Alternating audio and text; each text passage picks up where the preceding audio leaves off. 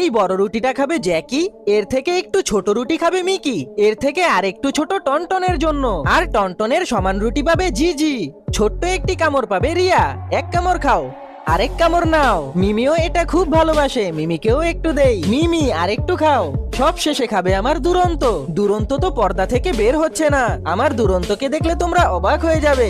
আমার দুরন্তকে দেখার আগে আমার এই ছোট্ট বিড়ালটি কিউট লাগলে লাইক সাবস্ক্রাইব করে দাও, না করলে ভাবো তুমি প্রাইমদের পছন্দ করো না, পছন্দ করলে কমেন্টে লাভ দিয়ে দাও। দুরন্ত রুটি খাবে না, তাই আপেল দিলাম।